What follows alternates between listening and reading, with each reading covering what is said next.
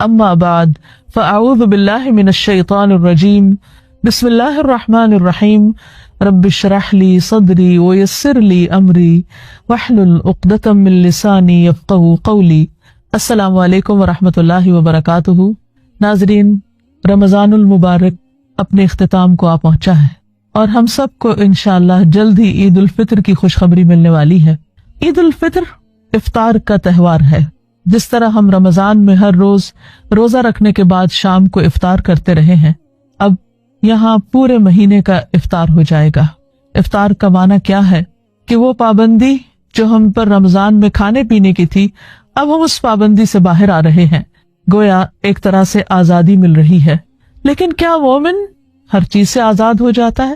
نہیں، مومن کی زندگی تو ساری کی ساری ہی ایک روزہ ہوتی ہے۔ اس کی آزادی بس وہیں تک ہے جہاں اللہ رب العزت نے اس کو آزاد چھوڑا ہے، اور جہاں اللہ نے اس کو روکا وہ وہیں رک جاتا ہے۔ یہی نام ہے مسلمان ہونے کا، اور یہی ہے دراصل اسلام، کہ انسان اللہ کے حکم پر خود کو جھکا لے۔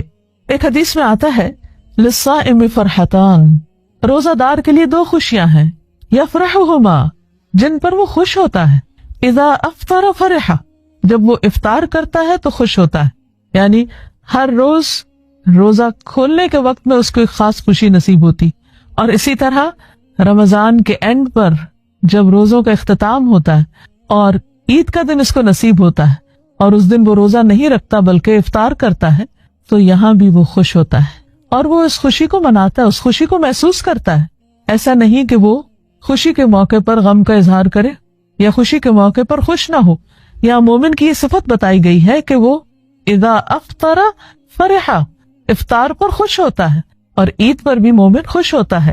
وَإِذَا لَقِيَ رَبَّهُ فَرِحَ بِصَوْمِهِ، اور جب وہ اپنے رب سے ملاقات کرے گا تو اپنے روزے پر خوش ہوگا، یعنی دنیا میں روزہ کھولنے پر اور رب سے ملاقات کے وقت روزہ رکھنے پر۔ اور وہ ملاقات کب ہوگی؟ جب زندگی کا اختتام ہوگا، اور مومن کے لیے وہ وقت بھی خوشی کا وقت ہو جاتا ہے جب فرشتے آ کے اس کو خوشخبری دیتے ہیں کہ اس کا رب اس سے راضی ہے، تو مومن کے اندر اپنے رب سے ملاقات کا اور زیادہ شوق پیدا ہو جاتا ہے۔ تو اللہ تعالیٰ ہمیں یہ دونوں خوشیاں نصیب کرے۔ سوال یہ پیدا ہوتا ہے کہ خوشی کا اظہار کیسے کریں؟ دیکھیے کہ عام روزمرہ زندگی میں جب ہم خوش ہوتے ہیں تو ہم اکیلے بیٹھ کے خوش نہیں ہوتے، ہم اپنی خوشی کو دوسروں کے ساتھ شیئر کرتے ہیں، اپنے پسندیدہ لوگوں سے ملتے ہیں، ان کی کمپنی میں خوش ہوتے ہیں، اپنے پیاروں کو یاد رکھتے ہیں۔ ہم نے رمضان میں اللہ سے محبت کرنا سیکھی، کیا اس موقع پر ہم اپنے رب کو یاد نہ کریں گے؟ کیا اس کے بغیر ہی ہماری کوئی خوشی ہو سکتی ہے؟ ہرگز نہیں۔ اسی لیے رمضان کے مہینے کی جہاں بات کی گئی، وہاں اس کے اختتام پر اللہ تعالیٰ فرماتے ہیں وَلِتُكَبِّرُوا اللَّهَ عَلَى مَا هَدَاكُمْ، تاکہ تم اللہ کی بڑائی بیان کرو اس ہدایت پر جو اس نے تمہیں عطا کی۔ رمضان ایک ہدایت کا موقع تھا۔ اختتام پر ہمیں اللہ کی بڑائی بیان کرنی ہے۔ اللہ اکبر، اللہ اکبر، لا الہ الا اللہ واللہ اکبر، اللہ اکبر وللہ الحمد، تکبیرات پڑھنی ہے۔ چاند رات سے ہی تکبیرات کا آغاز ہو جاتا ہے، اور صبح نماز پڑھنے تک مومن اپنی خوشی کا آغاز، خوشی کے دن کی ابتدا اللہ سبحانہ وتعالیٰ کے حضور سجدہ کرنے کے ساتھ کرتا ہے، گویا عید کی نماز ادا کرنا وہ اپنے لیے لازم سمجھتا ہے۔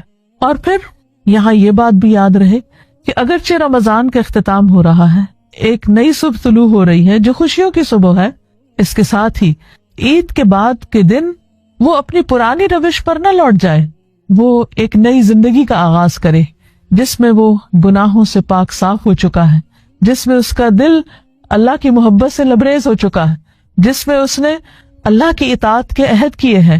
اب اس جذبے کے ساتھ وہ نئے سال کا آغاز کرے خوشی کے ساتھ۔ بہت سی قومیں نئے سال کا آغاز خوشی کے ساتھ کرتی ہیں، لیکن مومن کے لیے نیا سال کون سا ہے؟ جو رمضان کے بعد پاک صاف ہو کر، گناہوں سے آزاد ہو کر، گناہوں کے بوجھ کو ہٹانے کے بعد جو خوشی کا موقع پاتا ہے، اس خوشی کے ساتھ وہ نئے سال کا آغاز کرتا ہے۔ ایک نئی زندگی، نیا آغاز، نئی منصوبہ بندی، ایک بہتر انسان ہونے کا عہد، اور اس کے ساتھ ساتھ وہ اللہ کی بڑائی بیان کرتا رہتا ہے۔ عام طور پر یہ ہوتا ہے کہ جب انسان کوئی اچھا کام کر لیتا ہے تو اس کے نفس کے اندر کچھ غرور بھی آنے لگتا ہے کہ میں بہت بہتر ہو گیا ہوں۔ ٹھیک ہے، روزے رکھ کر، قرآن پڑھ کر، نمازیں پڑھ کر انسان واقعی بہتر ہوتا ہے، اس کا تزکیہ بھی ہوتا ہے، لیکن نبی صلی اللہ علیہ وسلم نے اس بات کو مینشن کرنے سے منع کیا ہے. آپ نے اس سے روکا ہے کہ کوئی شخص اس بات کا تذکرہ کرے کہ میں نے پورے روزے رکھے یا میں نے ساری نمازیں پڑھی. اور ہماری عام روزمرہ زندگی میں جیسے عموماً لوگ پھر بعد میں مقابلہ بازی کرنے لگتے ہیں کہ میں نے اتنے قرآن ختم کیے اور اتنا صدقہ خیرات کیا. یہ سب کچھ تو اپنے رب کے لیے تھا، ان میں سے کسی چیز کا ذکر نہیں کرنا چاہیے.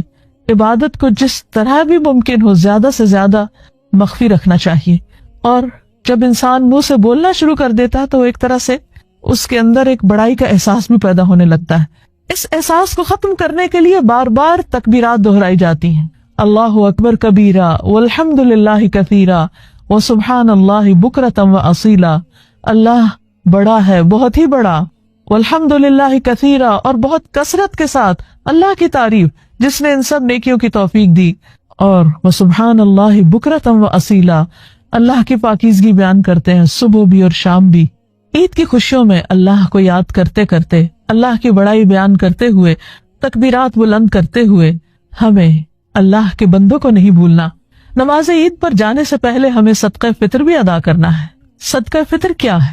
نبی صلی اللہ علیہ وسلم نے اس کے بارے میں فرمایا یہ روزہ دار کے لیے پاکیزگی کا ذریعہ ہے. یعنی روزے کی حالت میں اگر اس سے کوئی کوتاہی ہو گئی ہے، کوئی کمی بیشی ہو گئی ہے، کوئی بھول چوک ہو گئی ہے، کہیں کوئی ایسی بات وہ کہہ بیٹھا ہے جو نہیں کہنی چاہیے، تو یہ ان تمام چیزوں کو درست کرنے والی ہے. اور دوسری طرف طعمۃ للمساکین، مسکینوں کا کھانا ہے. عید کی خوشیاں اسی وقت خوشیاں ہو سکتی ہیں جب سارے معاشرے کے اندر خوشیاں ہوں، جب ہر ایک کو کھانے کے لیے کچھ میسر ہو. کیونکہ عید صرف ان لوگوں کی نہیں جن کے پاس کھانے کو کچھ ہے. ہمارے دین نے ہمیں اس بات کا پابند کیا ہے کہ ہم ان کا بھی خیال رکھیں کہ جن کے پاس کھانے کو نہیں ہے ان کی بھی ضروریات پوری کریں. اسی لیے اس بات کو لازم کر دیا گیا کہ صدقہ فطر نماز عید سے پہلے ادا کیا جائے، کیونکہ اگر بعد میں ادا کیا گیا تو وہ ادا نہیں ہوگا، وہ عام صدقہ شمار ہوگا. پھر اسی طرح عید کے دن صاف ستھرا لباس پہننا، غسل کرنا، خوشبو لگانا، اچھے کپڑے پہننا، اللہ تعالیٰ کی نعمتوں کا اعتراف کرنا اور ان کا اظہار کرنا، یہ بھی پسندیدہ چیز ہے، نبی صلی اللہ علیہ وسلم کی سنت سے بھی ثابت ہے. پھر اسی طرح عیدگاہ جانے سے پہلے میٹھا کھانا بھی مسنون ہے، اور اس میں خاص طور پر کھجوریں کھانا جو نبی صلی اللہ علیہ وسلم کا طریقہ تھا. ویسے کوئی بھی میٹھا آپ کھا سکتے ہیں. پھر عیدگاہ جاتے ہوئے راستے میں بھی تکبیرات پڑھنی چاہیے، اور اگر ہو سکے تو پیدل جانا چاہیے، یا یہ کہ گاڑی کہیں دور پارک کر کے انسان کچھ حصہ ضرور عیدگاہ کی طرف قدم اٹھاتے ہوئے چلے، کیونکہ یہ بھی ایک مسنون عمل ہے. پھر اسی طرح جب عید کی نماز پڑھے تو خطبہ غور سے سنے، اللہ کی بڑائی بیان کرے اور پورے خشوع و خضوع کے ساتھ نماز عید ادا کرے، اور اس کے بعد لوگوں سے میل ملاقات کا سلسلہ جاری رہے. گھر واپس آنا چاہے تو راستہ بدل کر آئے، یہ بھی ایک مسنون طریقہ ہے. پھر مومن کی خوشی اکیلے نہیں ہوتی، مومن اوروں کا بھی خیال رکھتا ہے. عموماً یہ بات تو دیکھی گئی ہے کہ لوگ اپنے رشتہ داروں سے میل ملاقات کرتے ہیں، کسی کو وزٹ کرنے کے لیے جاتے ہیں، کوئی وزٹر ان کے پاس آتا ہے، کچھ ٹیلی فون پر اور ای میلز اور ٹیکسٹ کے ذریعے عید کے پیغامات ایک دوسرے سے ایکسچینج کیے جا رہے ہوتے ہیں.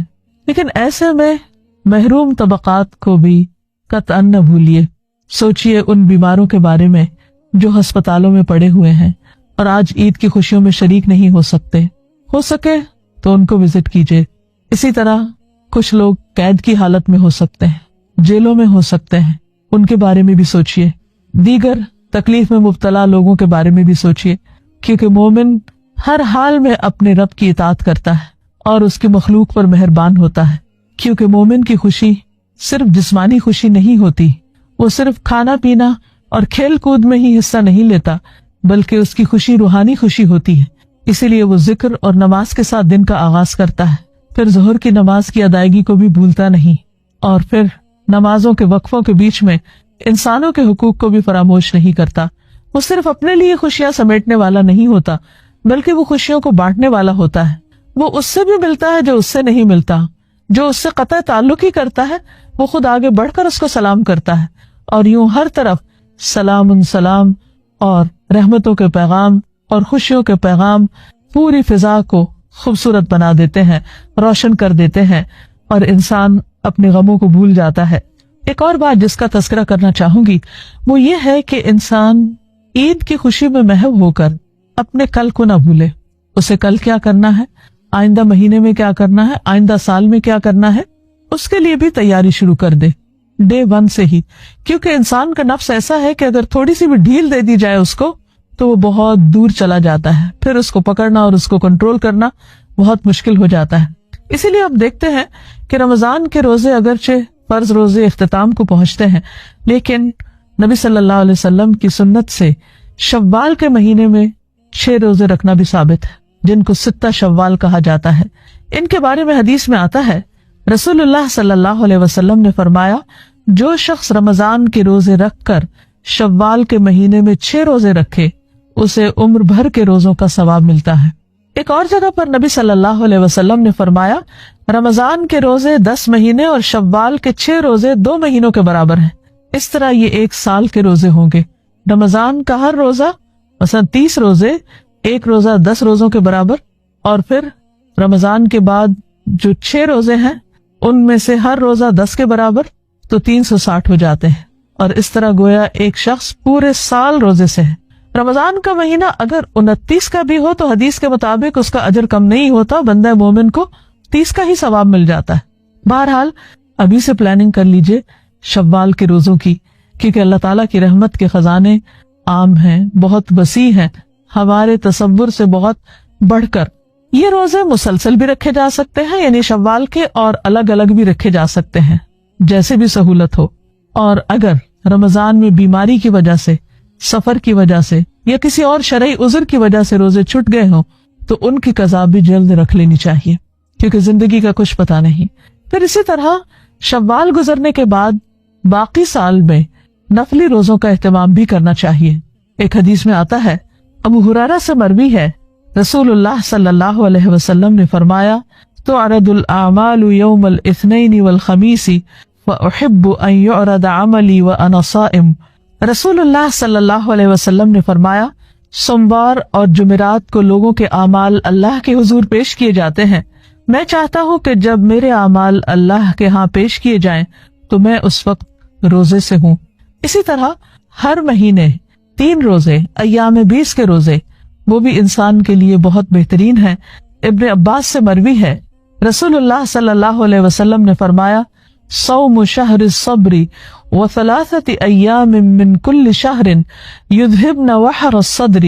صبر کے مہینے یعنی رمضان کے اور ہر مہینے کے 3 روزے رکھنا سینے کے کینے کو دور کر دیتا ہے، یعنی انسان کے لیے امن اور اطمینان کا باعث ہے، انسان کے دل کی گھٹن اور ڈپریشن کو ختم کرتا ہے.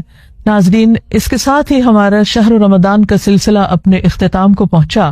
مجھے امید ہے کہ آپ ایک نئی ایمانی قوت کے ساتھ، نئے عملی حوصلے کے ساتھ زندگی کی جد و جہد میں داخل ہوں گے. تو اللہ تعالیٰ سے دعا ہے کہ وہ اس رمضان کو ہمارے لیے نیکیوں کے دروازے کھول لیں اور اپنے نفس کے شر اور غلط فہمیوں سے بچ کر اللہ کی پناہ میں جانے کے راستے ہمارے لیے ہموار کر دے.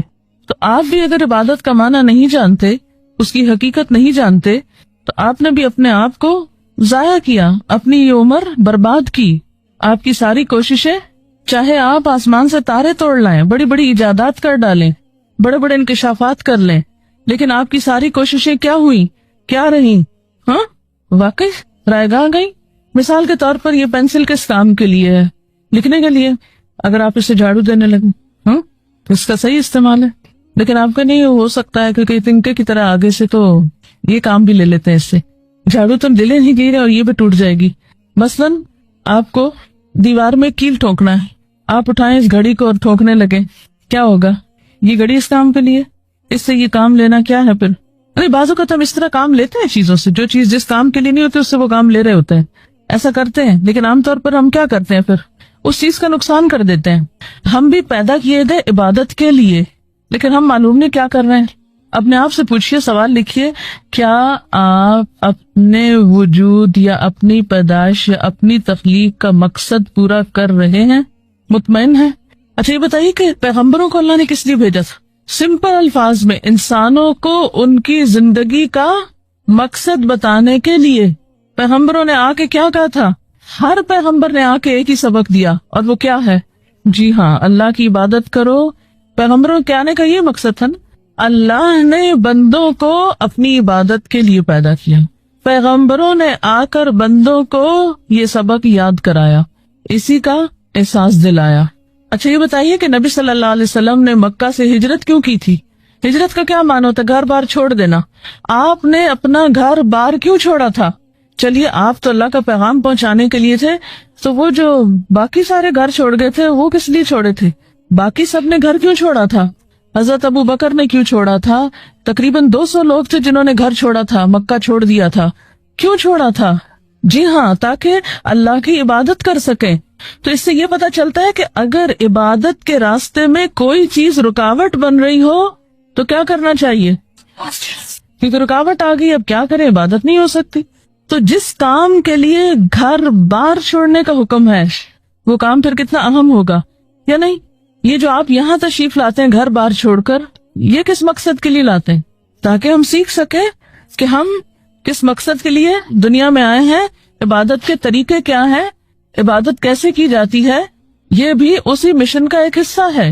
یہ بھی آپ کی ایکٹیویٹی دراصل کیا ہے؟ اسی مقصد کو پورا کرنے کے لیے ہے.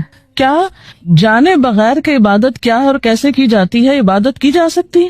یہ کیا محض ایک لپ سروس ہے کہ ہم نے زبان سے کہہ دیا یا رب میں تیری عبادت کرتی ہوں اور مجھے بہت پسند ہے عبادت کرنا، اور عبادت کرنا ایک بڑا افضل کام ہے اور بہت فضیلت کی چیز ہے اور بڑے ثواب کا کام ہے. اس طرح کے جملے بولنے سے عبادت ہو جاتی؟ عبادت محض بولنے کی چیز ہے یا پھر کرنے کی چیز بھی ہے؟ صرف کرنے کی ہے یا کچھ سمجھنے کی بھی ہے؟ جی ہاں، عبادت کا اگر آپ ڈکشنری میں معنی دیکھیں تو لفظی معنی ہوتا ہے اپنے آپ کو کسی کے آگے جھکانا، پست کرنا، اپنے آپ کو کسی کے آگے جھکانا، چھوٹا کر دینا. لسان العرب ایک ڈکشنری ہے، عربی زبان کی بہت بڑی ڈکشنری. لسان العرب کا معنی ہی کیا ہے؟ عربوں کی زبان. لسان العرب میں عبادت کی جو ڈیفینیشن بتائی گئی ہے وہ ہے اصل العبودیت الخضوع والتذلل. عبودیت کی اصل کیا ہے؟ الخضوع والتذلل، اپنے آپ کو پست کرنا اور جھک جانا، جھکا دینا. جھکنے کا اپوزٹ کیا ہوتا ہے؟ جھکنے کا اپوزٹ کیا ہے؟ بڑا بننا.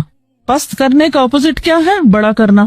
پست کرنا، جھکنا اور بڑا کرنا دوسرے معنوں میں استکبار یا تکبر. وقال الذین استکبروا من قومہ، تو یہ جو استکبار ہے قوم کا، یہ دراصل کیا ہے؟ کیا ہے استکبار؟ انکار، چھوٹا بننے سے انکار، بات ماننے سے انکار. اچھا، لیکن ایک بات یاد رکھیے کہ عبادت میں صرف جھکنا اور پست ہونا ہی معنی نہیں، صرف یہ معنی بھی نہیں، یہ معنی بھی ہے لیکن اس کے علاوہ بھی اس میں معنی پایا جاتا ہے. یہ بہت اہم بات ہے، کیونکہ اگر انسان اس کو محض جھکنے کے معنوں میں لے لے، محض چھوٹا ہونے کے معنوں میں، محض عاجزی کرنے کے معنوں میں، تو اس سے بات نہیں بنتی. اس کے بارے میں حکم یہ ہے کہ جب عبادت کی نسبت اللہ کی طرف ہو، ایک ہے عبد کی نسبت بندے کی طرف، یعنی کسی انسان کا غلام ہونا، تو اس میں تو بس یہی دو معنی ہے کہ اس کے آگے عاجزی برتنا، اپنے آپ کو اس سے چھوٹا سمجھنا. کیونکہ جب تک کوئی اپنے آپ کو دوسرے سے چھوٹا نہیں سمجھتا وہ اس کا حکم مانتا ہے؟ نہیں مانتا. حکم مانا ہی کب جاتا ہے اور کہاں مانا جاتا ہے؟ جس کو انسان اپنے آپ سے بڑا سمجھتا ہے. مثلا کسی بھی ادارے میں ایک پی این ہے فار ایگزامپل، اور ایک اس کا ہیڈ ہے. اب پی این ہیڈ کی بات مانے گا یا ہیڈ پی این کا حکم مانے گا؟ پی این مانے گا ہیڈ کی بات، نہ کہ ہیڈ مانے گا پی این کا حکم. کیوں؟ وائی؟ یہ ایک عام اصول ہے. یہ ٹھیک ہے یا نہیں ہے یہ الگ بات ہے، ایک عام رواج ہے زندگی. کس لیے؟ عام حالات میں بھی بچوں کو کیا کہا جاتا ہے کہ وہ کیا کریں؟ اپنے بڑوں کا کہا مانو. عام محاورہ ہے نا بڑوں کا کہا ماننے کا. ٹھیک ہے، تو جو اپنے آپ کو خود ہی بڑا سمجھے وہ کبھی دوسرے کی بات نہیں مانتے ہوتے.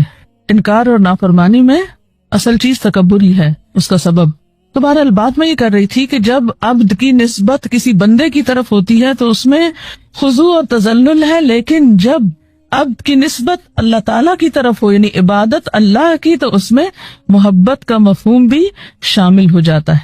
شریعت میں عبادت کا معنی ایسی کیفیت جس میں انتہائی محبت کے ساتھ انتہائی خضوع اور خوف ہو.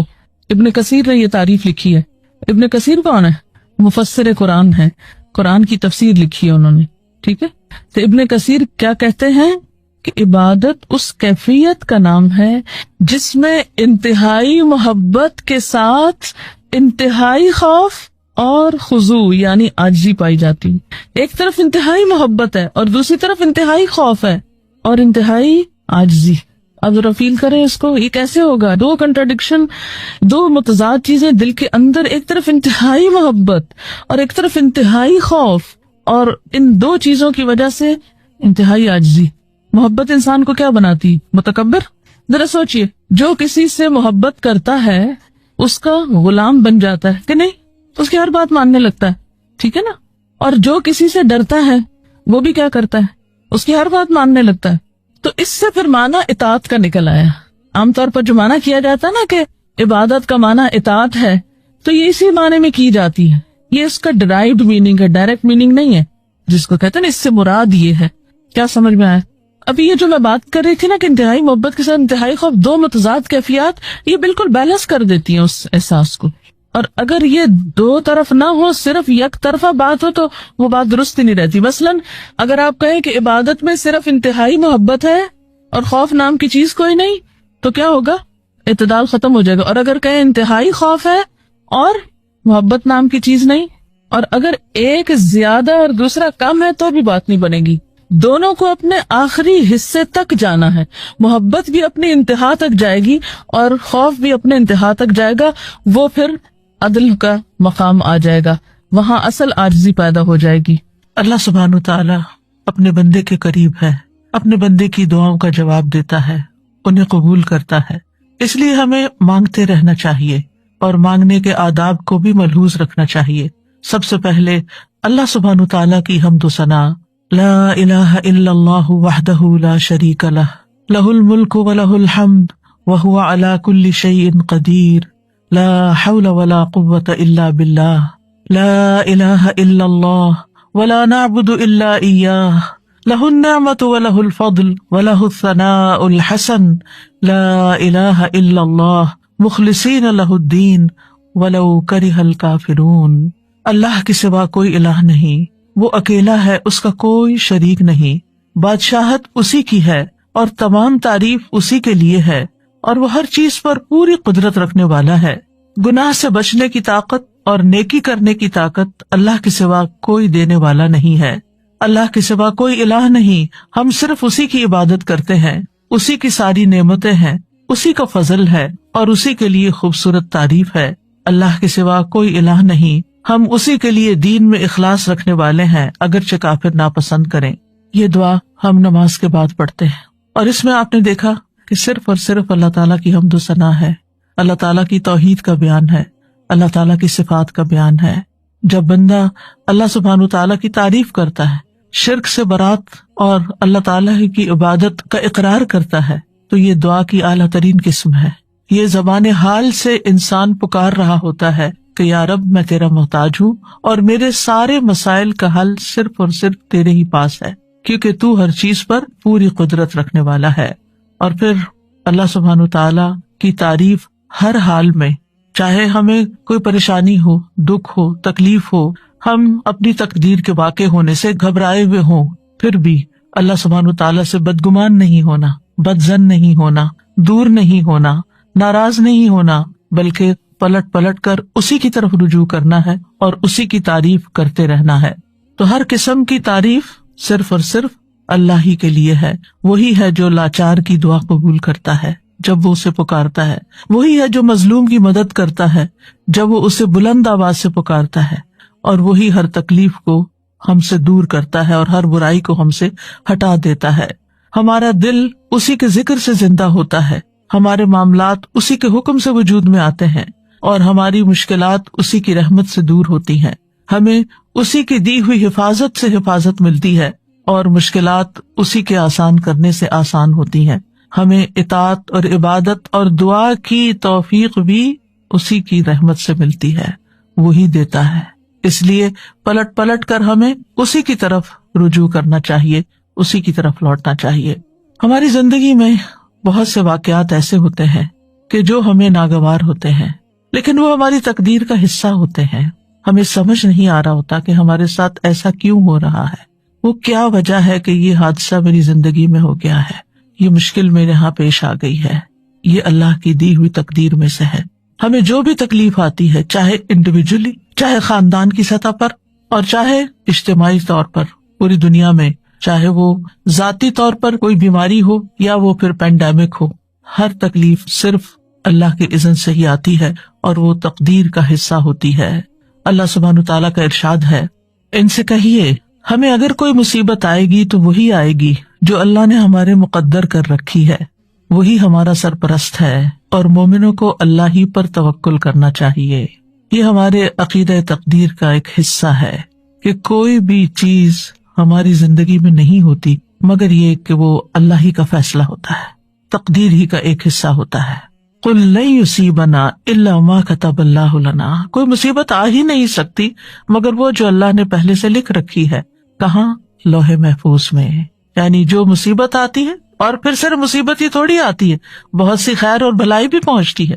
تو قُلْ لَن يُصِيبَنَا میں صرف مصائب نہیں ہے، اس میں نعمتیں بھی ہیں۔ جو نعمتیں اور راحتیں آتی ہیں ہماری زندگی میں، وہ سب تقدیر الہی کا حصہ ہیں۔ جب انسان کو یہ معلوم ہوتا ہے کہ اللہ کی طرف سے جو تقدیر میں لکھا ہے وہ ہر صورت میں پورا ہونا ہے، تو انسان کے لیے مصیبت برداشت کرنا آسان ہو جاتا ہے۔ یہ چیز اس کے حوصلے میں اضافہ کر دیتی ہے کہ اللہ سبحانہ تعالیٰ اپنے بندوں پر ظلم کرنے والا نہیں۔ ہوا مولانا، وہ تو ہمارا مولا ہے، ہمارا مالک ہے، ہمارا محافظ ہے، ہمارا مددگار ہے، اور پھر اس کے مولا ہونے کا تقاضا یہ ہے کہ وہ ہمارے دینی اور دنیاوی تمام معاملات میں ہماری سرپرستی کرے، اور ہمارے لیے اس کے بندے ہونے میں کیا لازم ہے کہ ہم اس کی قضاء و قدر پر راضی رہیں۔ جو فیصلے وہ ہمارے بارے میں کرے ہم اس پر اعتماد کریں کہ وہ ظلم کرنے والا نہیں ہے۔ اس نے جو بھی فیصلہ کیا، جو نعمت دی یا جو تکلیف اس کی طرف سے آئی، یہ سب اسی کا فیصلہ ہے، ہمارے اختیار میں یہ نہیں ہے، یہ اللہ سبحانہ تعالیٰ کی مرضی سے آئی ہے، اور ہمارا اس پر یقین ہے کہ وہ اپنے بندوں پر کوئی ظلم نہیں کرتا۔ اللہ سبحانہ تعالیٰ کے ہر فیصلے میں انسان کے لیے بھلائی ہے، یعنی وہ خیر کا فیصلہ ہو یا زندگی میں آپ کے کوئی تکلیف آ گئی ہو، اس میں خیر ہی خیر ہے۔ بندہ مومن کا تقیہ کلام کیا ہوتا ہے؟ اس میں بھی خیر ہوگی۔ کچھ بھی ہوتا ہے تو کیا کہتا ہے؟ اس میں بھی خیر ہوگی، الحمدللہ اس میں بھی خیر ہوگی، اس کا بھی نتیجہ اچھا ہی ہوگا، اس سے بھی مجھے فائدہ ہی پہنچے گا، کیونکہ اللہ تعالیٰ نے کیا خبر دی ہے؟ قُلْ لَن يُصِيبَنَا إِلَّا مَا كَتَبَ اللَّهُ لَنَا هُوَ مَوْلَانَا، وہ ہمارا سرپرست ہے، وہ ہمارے لیے جو بھی فیصلہ کرتا ہے اس میں مومنوں کے لیے بھلائی ہی بھلائی ہوتی ہے، اور چونکہ وہ ہمارا مولا ہے تو اس لیے ہمیں اس سے اچھی ہی امید ہے۔ اور ولا مولا لہم، جیسے نبی صلی اللہ علیہ وسلم نے احد کے موقع پر فرمایا تھا کہ اللہ مولانا ولا مولا لہم، اللہ ہمارا مولا ہے اور ان کا کوئی مولا نہیں، یعنی جو اس پر ایمان نہیں رکھتے اور جو اس کی تقدیر پر ایمان نہیں رکھتے، پھر ان کا کوئی مولا نہیں، ان کا کوئی سرپرست نہیں۔ اہل ایمان کو اللہ سبحانہ تعالیٰ اپنی پناہ میں لے لیتا ہے، اس لیے مومنوں کو کیا کرنا چاہیے؟ وَعَلَى اللَّهِ فَلْيَتَوَكَّلِ الْمُؤْمِنُونَ، مومنوں کو تو اللہ پر ہی توکل کرنا چاہیے، بھروسہ کرنا چاہیے۔ توکل کا معنی ہوتا ہے خیر کے حصول اور شر کے دور ہونے کے لیے اللہ تعالیٰ کو اپنا سہارا سمجھنا، اور جو اللہ تعالیٰ پر بھروسہ کرتا ہے وہ کبھی نامراد نہیں ہوتا، اور جو غیروں پر بھروسہ کرتا ہے تو وہ بے یار و مددگار رہتا ہے، کیونکہ وہ اس کی سرپرستی نہیں کر سکتے، اور اس طرح انسان اپنی امیدوں کے حصول میں بھی ناکام ہوتا ہے۔ تو توکل کیا ہوتا ہے؟ توکل یہ ہوتا ہے کہ انسان اپنی بے بسی کا اظہار کر دے کہ میرے بس میں کچھ نہیں، میرے پاس کچھ نہیں، اور ہر چیز کا مالک اللہ ہے، اور ہر کام اس کے اذن سے ہوتا ہے، وہی کرے گا، اور جو کرے گا وہ خیری کے فیصلے کرے گا۔ تو دنیا اور آخرت کے فوائد اور نقصانات، کیونکہ توکل کو سمجھنا بڑا ضروری، دنیا اور آخرت کے فوائد اور نقصانات کے معاملے میں دل کا اللہ کی ذات ہی پر اعتماد کرنا، دل کا اعتماد، اور یہ ایمان رکھنا کہ اللہ کے سوا کوئی عطا نہیں کر سکتا اور نہ کوئی روک سکتا ہے، نہ نقصان پہنچا سکتا ہے، نہ نفع دے سکتا ہے۔ اللہم لا مانع لما اعطیت ولا معطی لما منعت ولا ينفع ذا الجد منک الجد، یعنی کوئی بھی فائدہ ہے یا کوئی بھی نقصان ہے، اپنی زندگی میں آنے والے فوائد اور نقصانات دونوں کی طرف نظر کیجیے. اس معاملے میں کوئی بھی نقصان ہوا، کوئی بھی تکلیف آئی، کوئی بیماری آئی، کوئی مشکل آئی، کوئی بری خبر سنی، کوئی بھی چیز، یہ اللہ کا فیصلہ ہے. اور پھر دل کا اس بات پر اعتماد ہے، ایمان ہے، یقین ہے کہ اللہ اچھا ہی کرے گا. اگر بظاہر نظر آنے والی کسی تکلیف کے ذریعے انجام میرا وہ اچھا کرنا چاہتا ہے تو بھی میں اس کی رضا پہ راضی ہوں، اور اگر نفع پہنچا کر وہ مجھے کوئی فائدہ دینا چاہتا ہے تو بھی میں اسی کے شکر گزار ہوں. یعنی اپنا ہر معاملہ اللہ تعالیٰ کے سپرد کر دینا، اور اس بات کا یقین رکھنا کہ اگر اس نے میرے لیے خیر لکھی ہے تو کوئی روک ہی نہیں سکتا، اور اگر اس کی طرف سے میرے لیے کوئی آزمائش یا تکلیف راستے میں ہے تو پھر کوئی اور میری مدد کر ہی نہیں سکتا. تو جو شخص اللہ پر بھروسہ کرتا ہے اللہ تعالیٰ اس کے ارادوں کے لیے کافی ہو جاتا ہے. یعنی ہم زندگی میں مختلف کاموں کے لیے ارادے کرتے ہیں، نیت کرتے ہیں، ہم سوچتے ہیں کہ ہم کوئی سفر کریں گے، یا ہم کوئی کاروبار کریں گے، یا ہم کوئی ڈگری کریں گے. تو ان تمام ارادوں میں انسان کو طرح طرح کے خوف بھی لاحق ہوتے ہیں، خدشات ہوتے ہیں اس کے دل میں. تو پھر جب انسان اپنی سی کوشش کر لیتا ہے، پڑھائی کے لیے محنت کر لیتا ہے، جاب کے لیے محنت کر لیتا ہے، یا ٹریولنگ کے لیے اپنے سارے بندوبست کر لیتا ہے، تو اس کے بعد اس کے دل کو ایک اطمینان ہو جانا چاہیے کہ اب میں نے اپنی طرف سے محنت کر لی ہے، اب اس کے بعد معاملہ میرا اللہ کے سپرد ہے. ہوگا یہ سب کچھ اسی وقت جب اللہ چاہے گا، اور جو وہ چاہے گا وہی میرے حق میں خیر کا فیصلہ ہوگا. تو جو اللہ پر بھروسہ کرتا ہے تو اللہ تعالیٰ اس کو شر سے بچا لیتا ہے اور مصیبتوں سے نجات دیتا ہے اور لوگوں کے شر سے بھی محفوظ رکھتا ہے. تو ہم سب جانتے ہیں کہ ہمارا اللہ سبحانہ تعالیٰ پر، اس کے رسول پر، اس کے فرشتوں پر، کتابوں پر ایمان کے علاوہ تقدیر پر بھی ایمان ہے کہ ہماری زندگی میں جو کچھ ہو رہا ہے یہ اللہ کے اذن سے ہو رہا ہے، یہ اللہ کے فیصلے ہیں جو ہم پر نافذ ہوئے ہیں. ہماری تخلیق کی ابتدا سے لے کر کے ہم لڑکی ہوں یا لڑکا ہوں، ہماری کیا شکل و صورت ہو، ہماری آنکھوں کا رنگ کیسا ہو، ہماری ہائٹ کتنی ہو، ہماری عمر کتنی ہو، ہمارا رزق کیا ہو، یہ سب اللہ سبحانہ تعالیٰ نے ڈیسائیڈ کیا ہے. اور وہ چیزیں ہمیں وقت کے ساتھ ساتھ پہنچ رہی ہیں، وہ چیزیں ہماری زندگی میں ہو رہی ہیں. اس پر ایمان رکھنا کہ ان چیزوں کا اصل مالک اللہ ہے، یہ ہمارے لیے بہت ضروری ہے. تقدیر کے لیے عربی میں 2 لفظ استعمال ہوتے ہیں، ایک ہے قضاء اور ایک ہے قدر. قضاء کا لفظی مطلب ہوتا ہے فیصلہ کرنا، جیسے قاضی ہوتا ہے، اور قدر کا مطلب ہوتا ہے اندازہ مقرر کرنا. تو قدر وہ تقدیر ہے جو اللہ سبحانہ تعالیٰ نے اپنی مخلوقات کے معاملے میں اپنے علم کے مطابق مقرر کر دی ہے، اور قضاء وہ فیصلہ ہے جو اللہ نے اپنی مخلوقات کے معاملے میں کیا ہے اور اس کو حقیقت واقع میں وجود بخشا ہے، یعنی اس کو وجود بھی دیا ہے. تو اس بنا پر قضاء اور قدر پر ایمان لانے کا مطلب کیا ہے کہ اللہ سبحانہ تعالیٰ کے ازلی علم، یعنی جو آئندہ قیامت تک ہونے والا سب اللہ کے علم ہے، اور اللہ سبحانہ تعالیٰ کی جاری ہونے والی مشیت، یعنی وہی ہوتا ہے جو اللہ چاہتا ہے، اور اس کی قدرت پر ایمان لانا. اس کی قدرت ہر چیز پر محیط ہے، ہر مخلوق پر محیط ہے.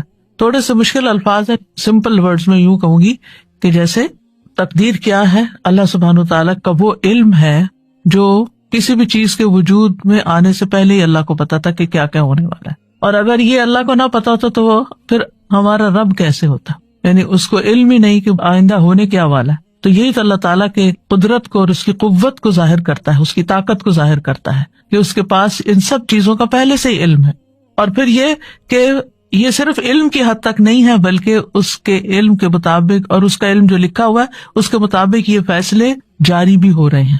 ہوتا وہ ہے جو وہ چاہتا ہے، اس کی مشیت کے مطابق سب کچھ جاری ہوتا ہے. یاد رکھیے تقدیر پر ایمان لانا ارکان اسلام میں سے ہے. قرآن مجید میں آتا ہے انا کل شیء خلقناہ بقدر، یہ دلیل ہے اس کی، ہم نے ہر چیز کو ایک اندازے پر پیدا کیا ہے. سورۃ الاحزاب میں آتا وکان امر اللہ قدرا مقدورا، اور اللہ کا حکم ایک طے شدہ فیصلہ ہوتا ہے، اللہ کا حکم طے شدہ فیصلہ ہوتا ہے. سورۃ الفرقان میں آتا وخلق کل شیء فقدرہ تقدیرا، اللہ نے ہر چیز کو پیدا کیا پھر اس کا اندازہ مقرر کیا. لہٰذا ہم میں سے کون ہے جو ان آیات کو جھٹلا سکتا ہو یا وہ کہے کہ تقدیر وقدیر کچھ نہیں ہوتی. آج کل ایسے لوگ بھی دیکھنے کو ملیں گے کہ جو تقدیر پر ایمان نہیں رکھتے، وہ کہتے تقدیر کچھ نہیں ہوتی، ہوتا وہی ہے جو انسان خود کرتا ہے، آپ کی تقدیر آپ کے اپنے ہاتھ میں. ایسا نہیں ہے. اللہ سبحانہ تعالیٰ کیا فرما رہے وَخَلَقَ كُلَّ شَيْءٍ فَقَدَّرَهُ تَقْدِيرًا، اللہ نے ہر چیز پیدا کی پھر اس کی تقدیر مقرر کی. تقدیر قدر سے، قدر کا مطلب کیا تھا؟ اندازہ کرنا، یہ کتنی بڑی ہوگی، کتنی چھوٹی ہوگی، کیا اس کی ایج ہوگی، کیا کرے گی، کیا فائدہ دے گی، کیا نقصان دے گی، یہ سب اس کا مقرر کردہ ہے۔ تقدیر پر ایمان کے 4 ارکان ہوتے ہیں، یہ 4 مراتب ہوتے ہیں۔ پہلا مرتبہ اللہ کے علم پر ایمان لانا کہ اللہ تعالیٰ علم رکھتا ہے۔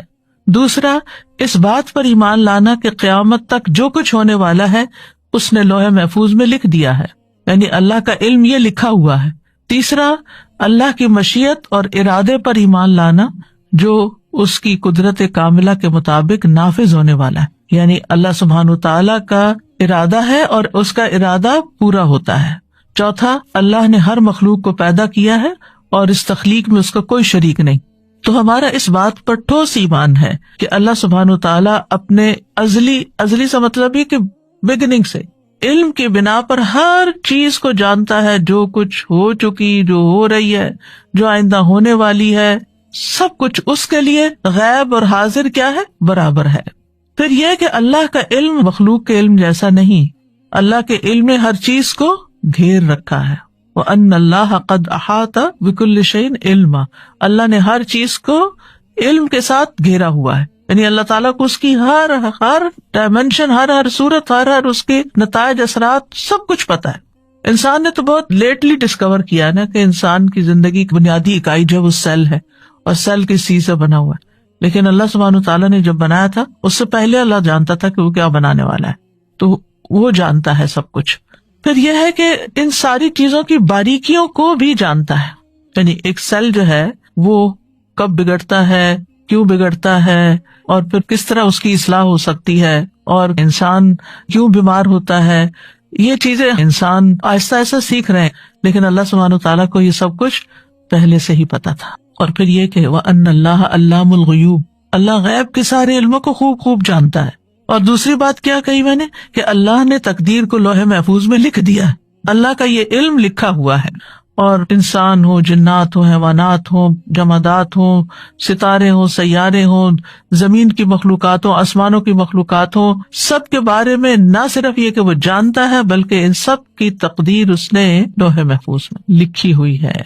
سورۃ الحج میں آتا ہے الم تعلم ان اللہ یعلم ما فی السماء والارض ان ذلک فی کتاب ان ذلک علی اللہ یسیر، کیا تم جانتے نہیں کہ اللہ وہ سب کچھ جانتا ہے جو آسمانوں میں اور جو زمین میں، بلا شبہ یہ سب کچھ ایک کتاب یعنی لوح محفوظ میں درج ہے، اور اللہ کے لیے یہ بات بالکل آسان ہے۔ سورۃ یاسین میں آتا ہے وَكُلَّ شَيْءٍ أَحْصَيْنَاهُ فِي إِمَامٍ مُبِينٍ، یہ آیت تو سب پڑھتے ہیں نا، لیکن غور نہیں کرتے کہ مطلب کیا ہے۔ اور ہم نے ہر چیز کا ایک واضح کتاب میں ریکارڈ رکھا ہوا ہے، ہر چیز کا ریکارڈ موجود ہے، قیامت تک ہونے والی ہر چیز لکھی ہوئی ہے۔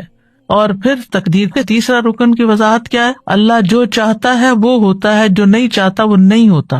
اب دعا کے ساتھ اس کا کیا ریلیشن ہے؟ یعنی آپ سوچ رہے ہوں گی کہ ہم تو دعائیں سیکھنے کے لیے آئے اور یہ میں عقیدہ تقدیر پڑھانے بیٹھ گئی، کیونکہ جب تک ہماری بنیاد مضبوط نہیں، ہماری دعائیں بھی صحیح نہیں ہوتی، اور پھر ہم دعاؤں کے بارے میں بھی بے یقینی کی کیفیت رکھتے ہیں، اور پھر وہ کبھی مانگتے ہیں کبھی نہیں مانگتے، اور مانگنے میں بھی کوئی لذت نہیں ہوتی۔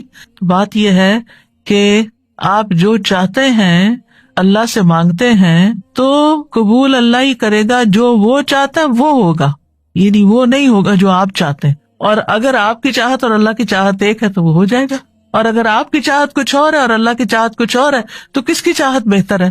اللہ کی چاہت۔ وہ ہم سے زیادہ ہم پر مہربان ہے، وہ ہم سے زیادہ ہمارے فائدے جانتا ہے۔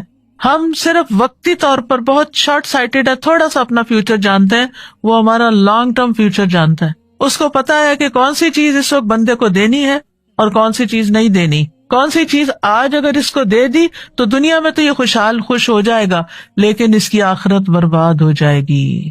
اور اللہ ہم پر مہربان ہے، وہ قطعاً نہیں چاہتا کہ ہمیں ایک چھوٹی سی تھوڑی سی دیر کے لیے ایک دنیاوی فائدہ دے کے، ایک لذت دے کے، اور ہمیشہ کی زندگی ہماری مشکل میں ڈال دے، تو وہ ہم سے روک دیتا ہے، نہیں اس کو یہ نہیں دینا، کیونکہ یہ اس کے لیے بظاہر فائدے کی چیز ہے لیکن حقیقت میں اس کے لیے نقصان دہ۔ ہم اپنا نفع نقصان نہیں سمجھتے، اللہ سبحانہ تعالیٰ خوب جانتا ہے، وہ جانتا ہے کہ ہمیں کیا ملنا چاہیے کیا نہیں ملنا چاہیے، اس لیے ہم دعا کرتے رہتے ہیں اور آپ دیکھیے پہلے بھی میں نے اس بات کا ذکر کیا تھا کہ اگر وہ نہ بھی ملے جو ایک چیز ہم مانگ رہے ہیں اور جس کے لیے روز دعا کرتے ہیں صبح شام ہر وقت ہمارے دل میں غم لگا ہوا وہی مانگتے رہتے ہیں، اگر وہ چیز نہیں بھی ملتی تو کیا کچھ بھی نہیں ملتا؟ آپ مسلسل عبادت کی حالت میں ہیں، جب تک آپ دعا کی حالت میں، آپ عبادت کی حالت میں، آپ کو عبادت کا اجر مل رہا ہے۔ اگر یہ مشکل آپ کی زندگی میں نہ ہو تو کیا آپ دعا کریں؟ کیا اللہ کو یاد کریں؟ کیا آپ کا اتنا اجر اکٹھا ہو؟ کیا آپ اتنی دیر عبادت کی حالت میں رہیں؟ تو اس میں بھی اللہ تعالیٰ کی مصلحت ہے کہ وہ کچھ دعاؤں کی قبولیت کو مؤخر کر دیتا ہے کہ یہ بندہ اور زیادہ دعائیں کرے۔ بعض لوگوں کی مناجات، بعض لوگوں کا رونا اللہ کے آگے، بعض لوگوں کا فریادیں کرنا اللہ کے آگے اللہ تعالیٰ کو بہت پسند آتا ہے، اور وہ چاہتا ہے کہ یہ بندہ کچھ دیر اور اسی حال میں رہے، ایسی ہی دعائیں کرے۔ کیونکہ جب ہر چیز ملی بھی ہوتی ہے نا تو بس ایک روٹین کی نماز ہوتی ہے، روٹین کی دعائیں ہوتی ہیں جس میں کوئی دل نہیں لگا ہوتا ہمارا۔ لیکن جب کسی مشکل میں ہوتے ہیں تو پھر ہم گڑ گڑا کے مانگتے ہیں، پھر رو کے مانگتے ہیں، پھر چپ کے مانگتے ہیں، پھر تنہائی میں مانگتے ہیں، پھر سب کے بیچ میں اجتماعی دعا کرتے ہیں، پھر کسی سے ریکویسٹ کرتے ہیں کہ آپ ہمارے لیے دعا کریں۔ اور آپ دیکھیے بندہ مومن جب پریشانی کی حالت میں ہوتا ہے تو گناہ جھڑنا شروع ہو جاتے ہیں،